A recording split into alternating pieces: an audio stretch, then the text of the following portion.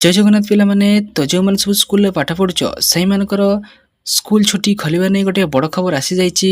कारण आज होछि 18 तारिख, आज स्कूल खोलिबार थिला। तो केउ जिल्ला रे स्कूल खोलिबो, केउ जिल्ला रे केते बेले स्कूल हबो, हमर ए संपूर्ण भिडियोटी को देखिले तुम माने जानि परिबो। तेन भिडियो को शेष पर्यंत देखि निज सांग साथी मानक सहित शेयर कर दबो। चलो नजर पकाई नेबा संपूर्ण खबर उपरे। तो खबरटी रहउछि प्रबल खरा एवं असह्य गुळगुळी जीवन को अस्तव्यस्त कर दी सारलाणी। ओडिशार अनेक जिल्ला रे पारद 40 रु 45 डिग्री उपर रहउथबा बेले उच्च आर्द्र बा ह्यूमिडिटी जोगु स्थिति आवरी सांघातिक होई जाइछे।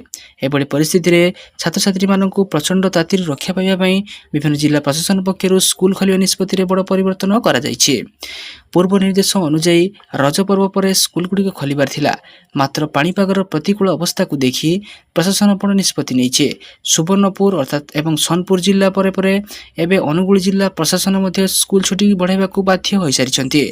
अनुगुल उपजिल्लापाल सूचना अनुसार जिल्लार समस्त सरकारी अनुदान प्राप्त एवं बेसरकारी अर्थात प्राइवेट स्कूल समेत कॉलेज गुड़िक मध्य आसंता 20 जून शनिवार पर्यंत संपूर्ण बंद रखाजिबो। तबे जून 21 तारिख रविवार पड़ुथिबारु आसंता 22 तारिख जून सोमवार दिन जिल्लार समस्त शिक्षानुष्ठान गुड़िक स्वाभाविक भाव में खोलिबो बोली सूचना रहउछि।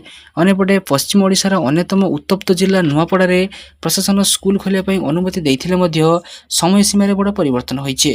पिला माने जेपरि मध्याह्न प्रखर खरारे सम्मुखीन न हेबे सेति पई सकाळ स्कूल निर्देश दिया जाइछे।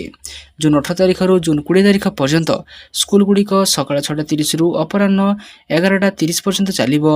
11:30 परे खरार प्रकोप बढ़ुथिबारु सेही समयर सुधा स्कूल पिला मानकु छुट्टी करी घर को पठाइबा पई समस्त स्कूल कर्तृपक्षको कड़ा निर्देश दिया जाइछे। समस्त मौसुमी वायु ओडिशा छुई सारिथिला बेले एबे मध्य प्रभाव सीमित रहिछे। विशेषकर अनुकूल, सुवर्णपुर, बौद्ध एवं बलांगीर भली शिल्पांचल एवं अभ्यंतरीण ओडिशार जिल्ला गुड़िकरे गरम जोगु तापमात्रा कमी पारु नाही। सेपरि बलांगीर जिल्ला रे बढ़िला खरा छुट्टी अवधि 20 तारिख जाए खरा छुट्टी अवधि बढ़ी। तेबे 22 तारिख रे बलांगीर शिक्षानुष्ठान खोलिबो। प्रबल ग्रीष्म प्रवाह को दृष्टि रखी जिल्लापाल ए निष्पत्ति नैछन्ति। सेपरि सुंदरगढ़ जिल्ला रे भी आज स्कूल खोलिबो नाही। प्रबल खरा को दृष्टि रखी जिल्लापाल 22 तारिख रे स्कूल खोलिबा को निर्देश जारी करिसन्ति। तेणु ए तो थिला ओडिसा किछि जिल्ला मानकर खबर। तो निज जिल्ला विषय जानिया पई आम वीडियो तले निश्चित भाबे निज जिल्लार नाम कमेंट रे जणाई परिबे। तो रहिली जय जगन्नाथ।